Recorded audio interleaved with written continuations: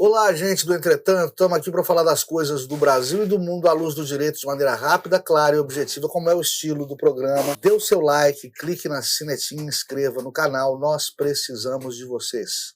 Inclusive hoje, e vamos falar da falência russa decorrente da guerra contra a Ucrânia, do recado às esquerdas.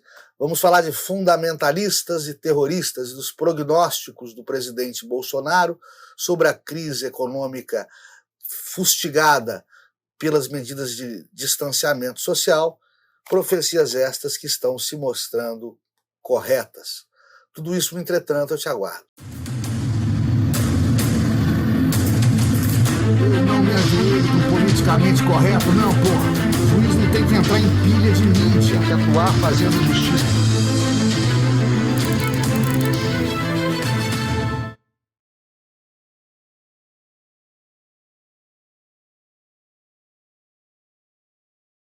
Duas grandes guerras mundiais no século passado. A primeira grande guerra de 14 e 18 e a segunda grande guerra de 38 a 45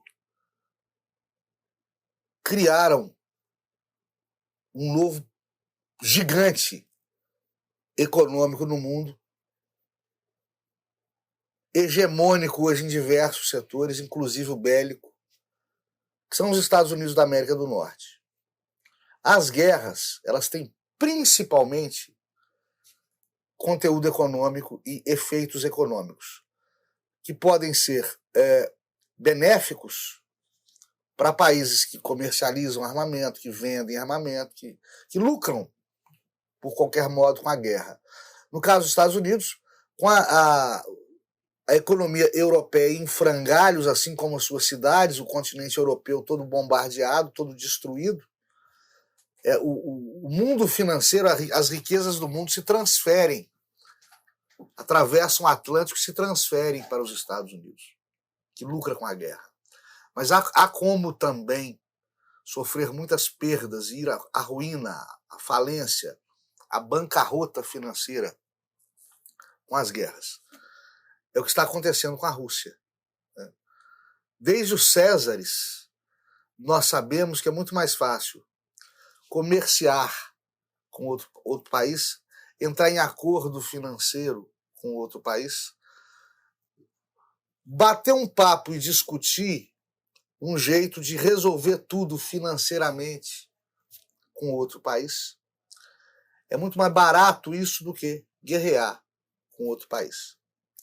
Quando você guerreia com outro país, principalmente a guerra invasiva, em que Putin pretende reanexar ao território russo a Ucrânia, que adquiriu de novo sua independência com a fragmentação da extinta União Soviética, Putin, na verdade, como representante de uma potência imperialista, quer recuperar partes do império perdido. E ele provoca com isso uma guerra invasiva, uma guerra de invasão. Na guerra de invasão, diversos são os prejuízos do país invasor, do país que deflagra a guerra. Ele primeiro e mais obviamente arca com os gastos diretos da guerra, que é a aquisição, manutenção e a utilização de armamento, de munição, né, de bomba, o custeio do exército, dos seus exércitos, das suas forças armadas propriamente ditas. Não estou falando só de remuneração, de soldo, mas de treinamento, de capacitação, de apoio médico, psiquiátrico, religioso, para os militares e para os seus familiares, né? Pensão por morte, porque muitos deles morrem, é mais prejuízo para o Estado. Além desses gastos diretos, você tem os indiretos. Por exemplo, ataco, invado, venço, eu tenho que tomar conta, eu tenho que ocupar a área que eu invadi, eu tenho que tomar conta e eu tenho que cuidar das pessoas que eu privei de casa, de alimentação, de trabalho, de abrigo. Eu destruí um mercado e uma economia de um país rival ou de um país vizinho, eu tenho que suprir as deficiências que surgem daí.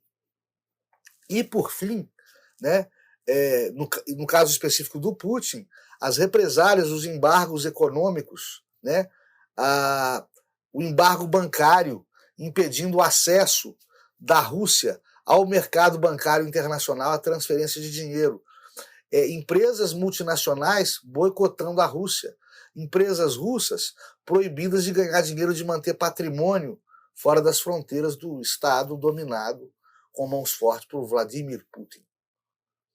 Essas consequências financeiras tornam qualquer guerra um péssimo negócio, financeiramente falando, economicamente falando, e por que não dizer do ponto de vista do próprio bom senso, onde não impera mais o direito, não impera mais a lógica, sobra a catástrofe, né?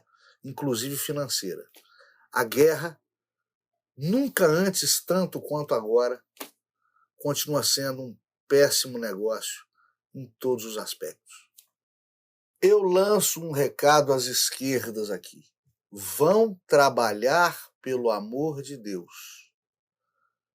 Parem de encher o saco. Vão trabalhar no sentido de travar o bom combate e recuperar o eleitorado perdido. Será que o conseguem, né? Se é que o conseguem, porque parece inexorável essa perda da credibilidade eleitoral das esquerdas brasileiras. O que não pode ser feito é continuar impedindo a governabilidade, estabilidade política, econômica e jurídica do país, como tem sido feito pelas esquerdas a nível político, institucional, declarado, né? Ou mascaradamente, né? Por debaixo dos panos, com aparelhamento do Estado em suas diversas instâncias e poderes. Por último, uma motociata em favor de Jair Bolsonaro está sendo atacada através de uma representação eleitoral formulada pelo PT. O PT quer que Jair Bolsonaro seja multado por propaganda eleitoral extemporânea, ou seja, propaganda eleitoral fora do prazo. Por quê? Por causa da motociata, que seguidores, adeptos e fãs e eleitores de Jair Bolsonaro fizeram para ele recentemente, né? Existe essa ação judicial eleitoral e ela visa coibir a propaganda fora de época. No caso, a propaganda eleitoral é permitida a contar de agosto do ano eleitoral, né, e até 2 dias antes do término da campanha, com o advento do dia do voto. Bom, o que acontece? Ali, naquela motociata, como em diversos outros eventos, nós não tínhamos Bolsonaro fazendo propaganda direta eleitoral. Nós não tínhamos eleitores de Bolsonaro diretamente pedindo votos para o presidente da República e sua vindoura tentativa de reeleição. Nós tínhamos ali adeptos, como dizem os portugueses, adeptos de Jair Bolsonaro, fãs e correligionários de Jair Bolsonaro, festejando o presidente da República, os seus feitos e desfeitos. Então não se confunde, em tese, com propaganda eleitoral, porque não há pedido de votos. Isso é uma jurisprudência já mansa e pacífica das instâncias judiciais eleitorais. Mas vá lá, né? Que se entenda, como é bastante crível, que, dada a reeleição, a possibilidade de reeleição no ordenamento jurídico brasileiro, no caso do governante que pode vir a tentar uma reeleição, e principalmente no ano eleitoral, que a sua figura se confunda, a sua figura de governante se confunda com a figura de futuro candidato à reeleição. Isso realmente, dentro da cabeça do eleitor brasileiro, essa confusão pode ocorrer, né? É por isso que muitos, inclusive, são contrários à reeleição. Eu, por exemplo, sou contrário à reeleição, mas eu também acredito que um mandato de 4 anos é muito pouco. Eu sou contrário à eleição com um mandato de 6 anos, como é na França.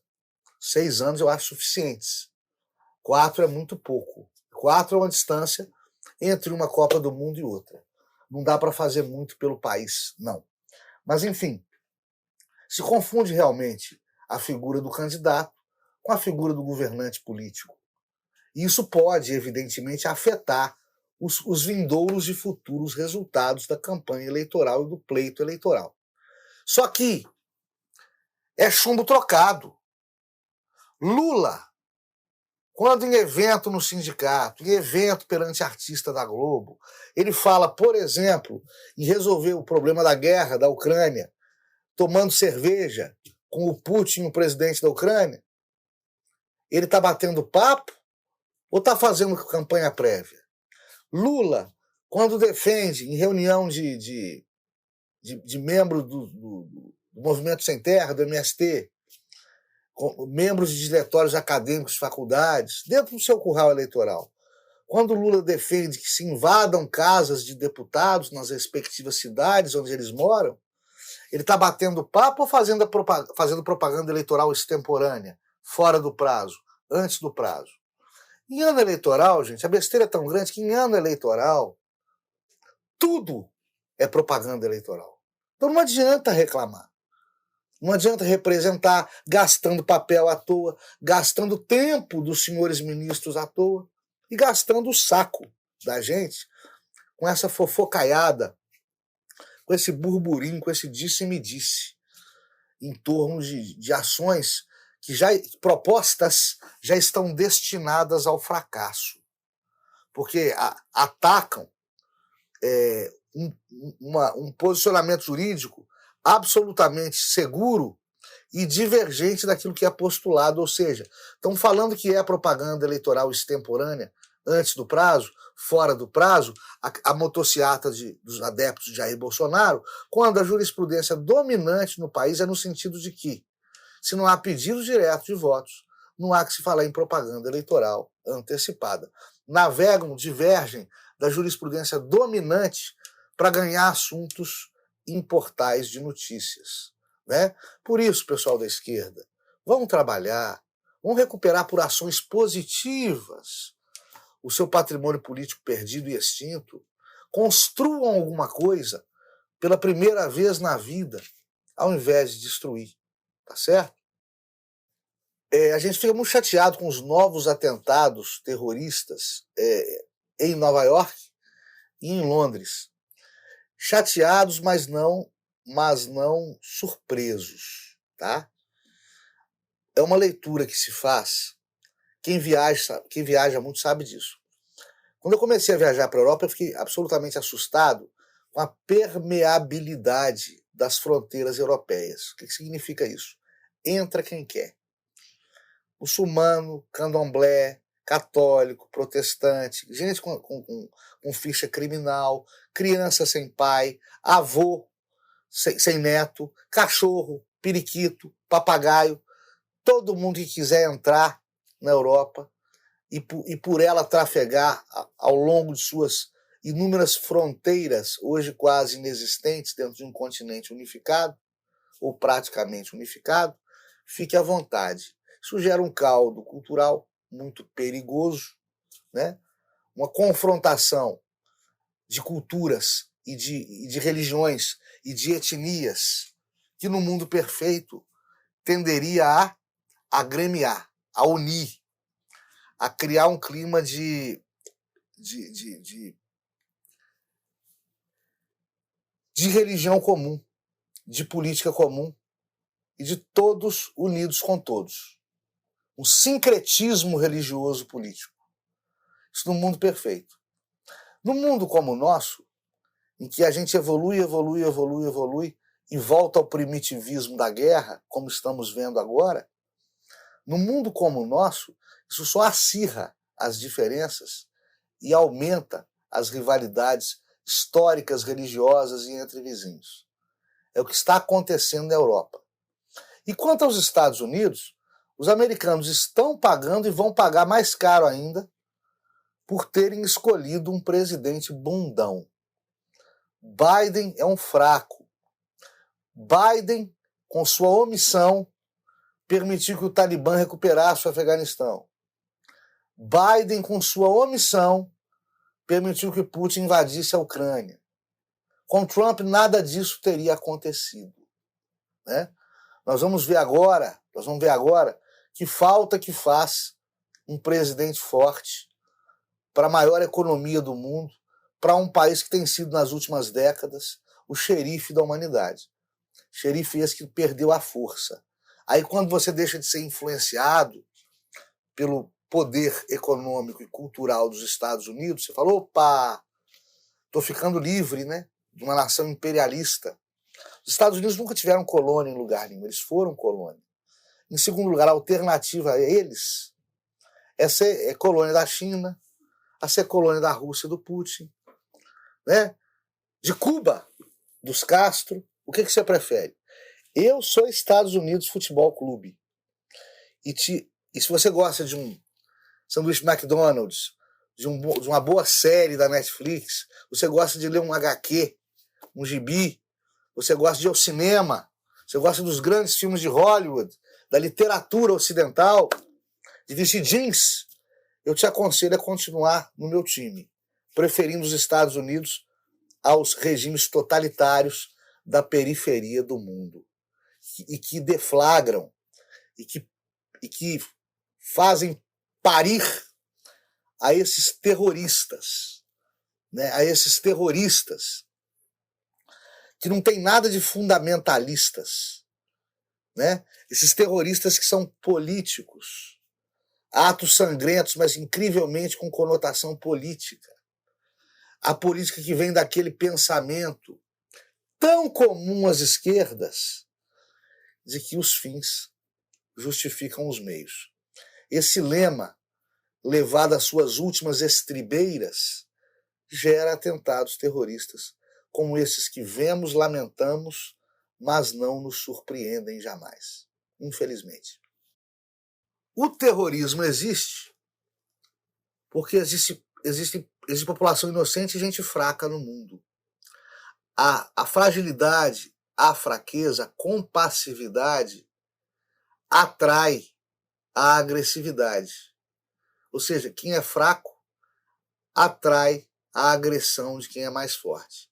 Já era esta a lição do saudoso professor Olavo de Carvalho. No caso, os fundamentalistas terroristas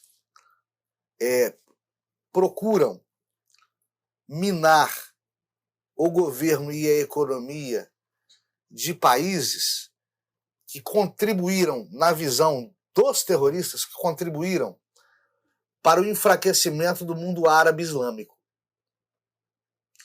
Para isso, nós temos que entender que no idioma árabe nem existe o equivalente à palavra fundamentalismo. O fundamentalismo é um conceito e uma palavra criadas nos Estados Unidos, decorrente do preconceito católico contra o puritano protestante pentecostal, que é o que aqui no Brasil nós chamamos de evangélico.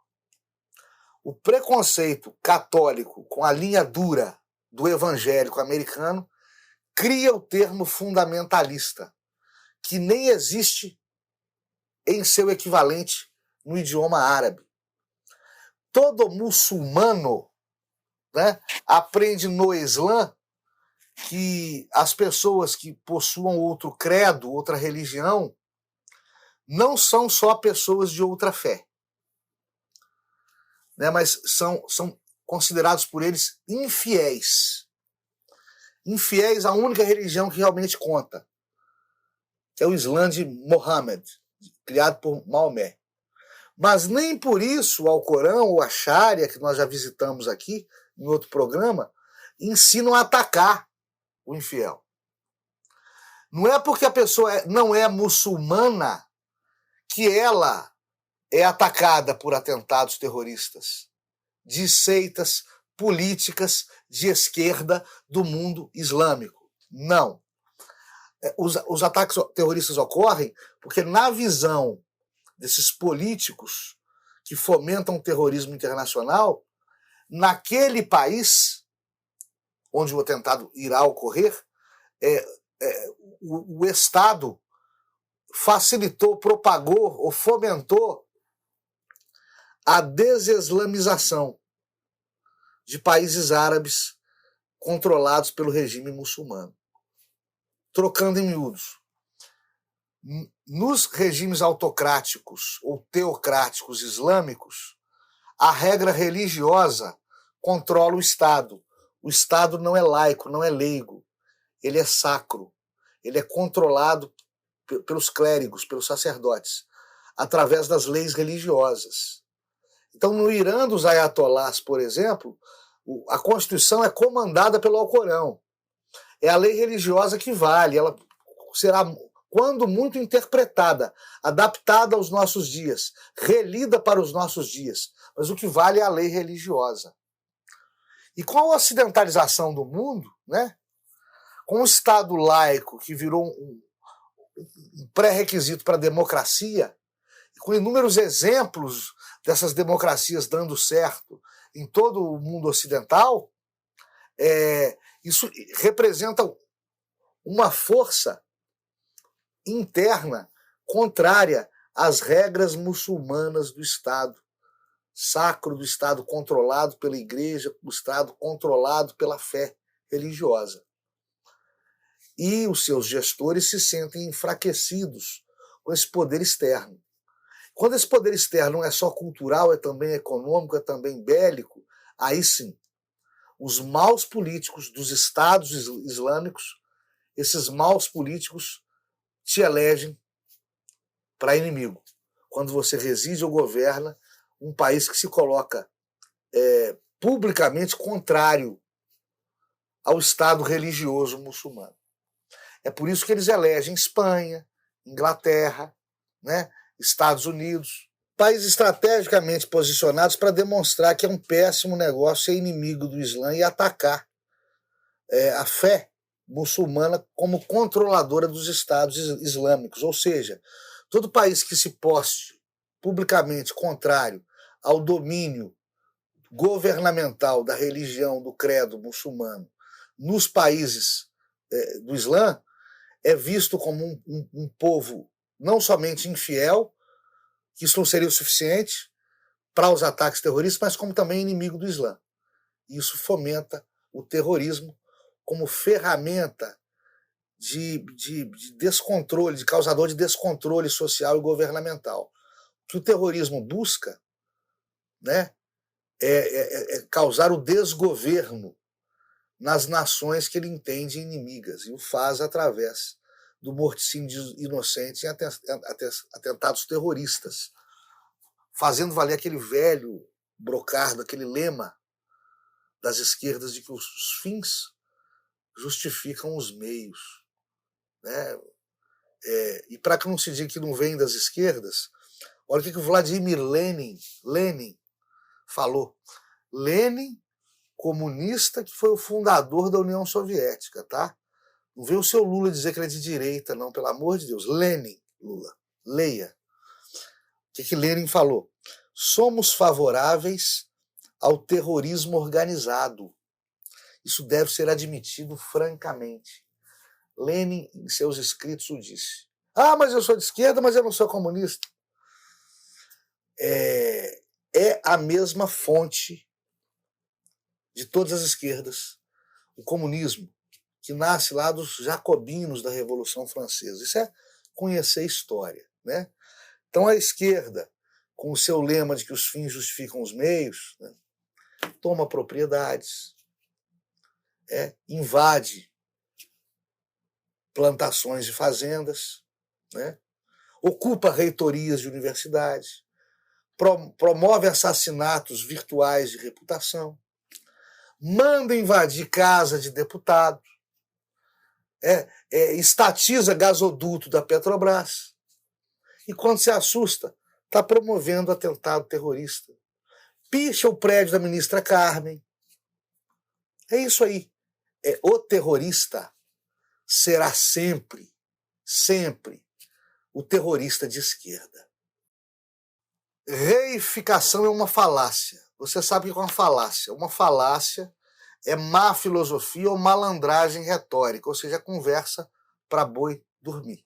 Eu tenho falado aqui dos artifícios para enganar o ouvinte, que são muito comuns na linguagem jornalística e também na linguagem política. Muito comuns mesmo. E ganham o ouvinte mesmo. E ganham a discussão mesmo. Por despreparo da gente. Então, o Entretanto está fazendo a sua parte, né, em alertá-los. Hoje é a reificação. O que é a reificação? Nossas palavras não têm o condão de evocar, de provocar a existência dos seres. Elas só exprimem os seres e a sua qualidade. Quando ocorre a reificação, você torna uma qualidade um ser. É quando, por exemplo, você fala assim, a liberdade não combina com o trabalho escravo. Você pode observar que a liberdade já virou, nesse exemplo de reificação, sujeito-objeto da oração. Ele deixou de ser adjetivo, deixou de ser valor para virar protagonista do fato narrado na oração. Isso acontece muito no mundo político. Quando, por exemplo, falam que o presidente Jair Bolsonaro, na época mais intensa da pandemia, ele vaticinou, ele previu as consequências drásticas, funestas da economia, ele foi reificado. O que ele disse se tornou objeto, se tornou coisa. Né? Se esqueceu do presidente Bolsonaro para usar o seu vaticínio, a sua previsão, a sua profecia, entre aspas, como sujeito e objeto de oração. E hoje esse sujeito e objeto de oração se mostrou veraz, né? O mundo vai demorar anos para escapar da crise pandêmica, que não é de saúde mais, é econômica. E o que é pior, as medidas de contenção e distanciamento social, até aqui, cientificamente, não demonstraram em momento algum, que elas por si só coibiriam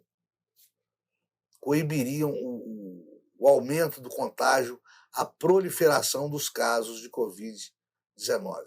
Isso não ficou demonstrado. O que está resolvendo mesmo é vacinação em massa e tratamentos alternativos, e um convive bem com o outro. Vamos criar aí um antagonismo inexistente. Não é possível tratar preventivamente e também se vacinar, o que muita gente está fazendo, particularmente eu fiz, que parece que é a melhor prevenção possível, evitando polêmicas e evitando a politização da pandemia, que é uma coisa que o pessoal da CPI tentou fazer e acabou ridiculamente extinto, naufragado, ninguém prestou nem atenção nos resultados da CPI, que foi um circo dos horrores. Né? Gastou foi tempo e dinheiro público com aquela palhaçada eleitoreira. É o que nós vimos. Até a próxima. Fiquem todos com Deus. Dê o seu like, clique na sinetinha e inscreva-se no canal.